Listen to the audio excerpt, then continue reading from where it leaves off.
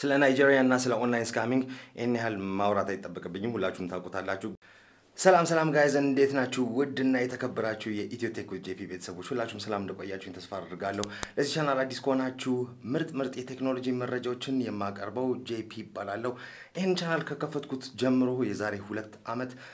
ስለ አንድ ቶፒክ ስለ አንድ ርዕስ ወይም ስለ አንድ ከቨር ያደረኩት ነገር ይሄን ያህል ተጠይቄ አላቅም ዛሬ ይዤላችሁ የመጣሁት የሁሌ ካርድስ አዲስ አፕዴት የሆነ ኢንፎርሜሽን ነው So ብዙዎቻችሁ already እንዳላችሁ አውቃለሁ የነሱ ቴሌግራም ቻናል ላይ እንዲሁም ኢንስታግራማቸው ላይና ሰሞኑን የሆነ መረጃ ለቀው ነበር የለቀቁት መረጃ ደግሞ ያው ስክሪኑ ላይ እንደምታዩት ነው ፖዝ አድርጋችሁ ማንበብ ትችላላችሁ ነገር ግን እኔ ይሄ ሁላ ጊዜ ተቆይቶ ለምንድነው እንደዚህ ብቻ ሊሆን የቻለው መጀመሪያ ላይ ሰርቪሱ ሲጀምር ምታስተውሱ ከሆነ ትራንዛክሽን አያሳይም ነበርና የተለያዩ ነገሮች ከዛ በኋላ የማን ጥፋት እንደሆነ ሁሉም የተፈጠረው ነገር ወገኖቻችን ናቸው so እንዴት በምን አይነት መንገድ ብላችሁ ያሰባችሁ ከሆነ well ለነገራችሁ የምችለው አንድና አንድ አጭር ነገር ነው ዩኒየን 54 የሚባል ካምፓኒ አለ የዩኒየን 54 ሲመሰረት አይዲያው ወይም ጎሉ ምንድነው የነበረው ሁሉም የአፍሪካ አገሮች ኦንላይን ፔመንት ሲስተም እንዲኖራቸው ሐሳብ ነበራቸው ይሄ ነገር ግን ሊሳካላቸው አልቻለም ለምን ብትሉ well ሰርቪሳቸው መስራት አቆመ በዛ ልክ ደግሞ ፔዴይ ምናምን የሚባሉ ሌላ አፍሪካ አገሮች ላይ እንደ ሁሌ ካርድስ አይነት ሰርቪስ የሚሰጡ መስራት አቆመ so what happened well ሁሌ ካርድስ የተለያዩ እነሱ እንደሚነግሩኝ ከሆነ አራት የተለያዩ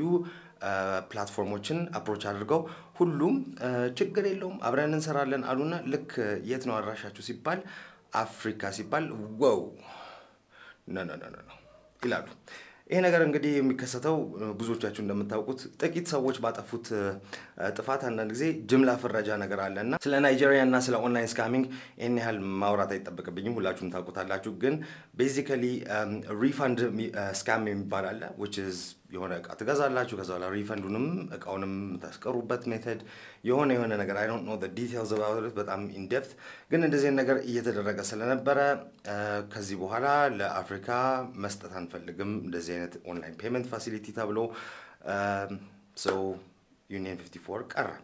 አሁን ግን አዲስ ሌላ አፕሮች ካደረጓቸው አራት ፕሮቫይደሮች ውስጥ አንደኛው ከሁሌ ጋርስ ጋር ለመስራት ተስማምቷል ግን API እንደ አዲስ ሁሉም ነገር እንደ አዲስ መሰራት ስላለበት according to them this is what is going to happen 50 ሰዎች ለሙከራ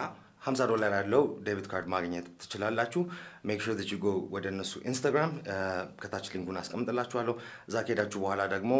just use the hashtag JayP or ETHIO በሉት ከዛ በኋላ ይመረጣል ለሁሉም አይደለም ይሄ ሙከራ ነው አዲሱ ሲስተም ከተዘረጋ በኋላ ለሁሉም ሰው እንደበፊቱ ሰርቪስ እንደሚጀምሩ ነው የሚነግሩኝ ከዛ ውጪ አንዳንዶቻችሁ already የነበረው ካርድ መስራት ያቆመው ካርድ ላይ ገንዘብ የነበራችሁ ሰዎች አላችሁ እናንተ ሄዳችሁ ወደ ኢንስታግራማቸው ላይ ሜሴጅ ልካችሁ ሪፈንድ ብላችሁ ከላካችሁ ሶልቭ ይደረጋል ሁሉም ነገር ነው ይያሉ ያሉት ኢንስታግራማቸው ላይም ይሄን ነገር ፖስት አድርጓል so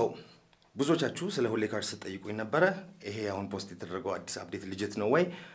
በውስጥ መስመር አነጋገራቸው በሰፖርት ቲም አማካኝነት ላገኝ የቻልኩት መረጃ ይሄ ነው ብዙ ጊዜ እዚህ ቻናል ላይ ተጠይቃላችሁ የሆነ ቪዲዮ ሰርቼ ስለ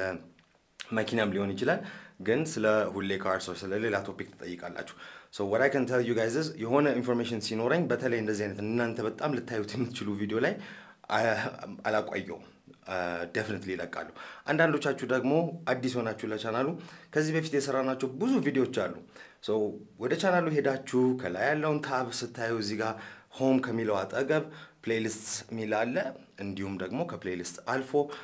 ሌላ አንድ በጣም ምርጥ ነገር አለች ቪዲዮስ ምትላለች ቪዲዮስ ትገቡ እንዳለ ይሄ ቻናል ላይ በሁለት አመት ውስጥ ለቀቋቸው ቪዲዮዎች አሉ ብዙ ጊዜ ርዕስ ከመጠየቃችሁ በፊት ቼክ አድርጉ because some of you are asking already cover የተደረገ ርዕስን cover እንድናረግ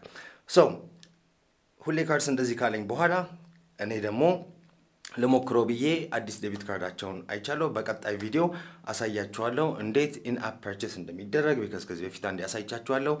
እና ያሳያችሁ በPUBG ነው ግን ኢን አፕ ፐርቼስ ሁሉም ተመሳሳይ ነው ቢሊንግ አድሬስ ምናምን የክሬዲት ካርድ መሰረታዊ አጠቃቀም ነው ማሳያችሁ ክሬዲት እና ዴቢት ካርድ እንዴት እንደምትጠቀሙ so stay tuned for that ከዛ ውጪም ደግሞ በዚህ 3-4 ቀን ውስጥ የሚለቀቁ ሌላ ኤፒሶዶች የአይፓዱ አንቦክሲንግ ላይ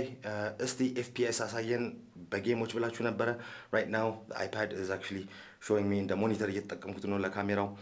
ከዛ ውጪም ደግሞ ተጨማሪ ምርጥ ነገሮችን ይዤላችሁ መጣለሁ including the mini gaming PC ዋጋው እዚህም ደሞ ያለው ባለፈው ጊዜ አንቦክሲንግ ላይ ያያችሁት የሚሸጥ ነው አንቦክሲንግ እና ሪቪውን ከጨረስኩ በኋላ መውሰድ ትችላላችሁ አላዩ ላይ ተጫነው ጌም እንዳለ በነፃ አብራችሁን መሰጠው ከሱ ውጪ ሌላ አንድ አዲስ ዕቃ አንቦክሲንግ አለ AliExpress ላይ ያዘዝኩት ሁለተኛው ዕቃ ኦሬዲ መጥቷል ሌላ ደሞ ምን አይነት ቪዲዮ ታገኛላችሁ well አውንገራችሁ ወይ ሰርፕራይዝ okay so there's going to be a lot more unboxings እና አዲስ ቴክ ቱቶሪያሎች ይኖራሉ ይሄ ሁላ ነገር የምታገኙት ግን ያቺ ከታች ያለችውን ሰብስክራይብ እና ደወል ምልክት ስትነኩ ነው እስከሚቀጥለው መገናኛ ጊዜያችን ሰላም አይለያችሁ